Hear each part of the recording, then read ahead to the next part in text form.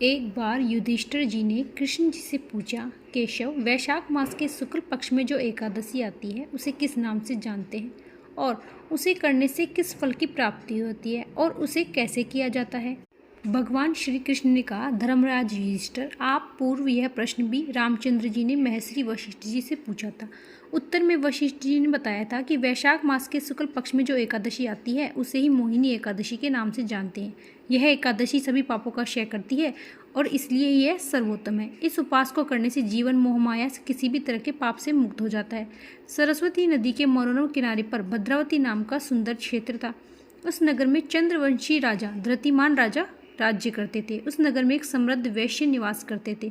उसका नाम था धनपाल। वह श्री हरि की भक्ति करते हुए सत्कर्मों में ही अपना जीवन व्यतीत करते थे। उनके 5 पुत्र थे, सुमना, धृतिमान, मेधावी, सुकृत, दृष्टि बुद्धि। सबसे छोटा पुत्र दृष्ट बुद्धि उनके विपरीत स्वभाव का था। वह पाप कर्मों में सदा लिप्त रहता, गलत कामों में पड़कर अपने पिता का नाम, यश सब बर्बाद कर दिया। एक दिन उसके पिता कार्यवश कहीं जा रहे थे। रास्ते में उन्होंने देखा दुष्ट बुद्धि वेश्या के साथ अपने संबंध विच्छेद करते हुए उसे अपनी दौलत जायदाद से बेदखल कर दिया। सभी सगे संबंधियों ने उसे सभी रिश्तेदार नाते समाप्त कर दिए।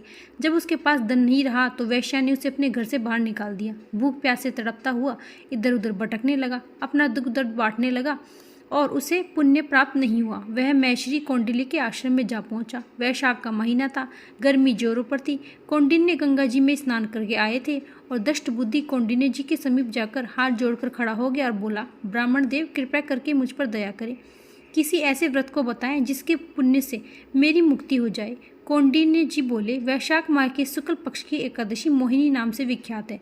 एकादशी का व्रत करो और इस व्रत के प्रभाव से तुम्हारे इस जन्म के पाप और अगले जन्म के पाप नष्ट हो जाएंगे। मुनि के कहे अनुसार दष्ट बुद्धि ने मोहिनी एकादशी का व्रत किया और व्रत के प्रभाव से वह निष्पाप हो गया और वह हरि का प्रिय बनकर विष्णु लोक को चला गया।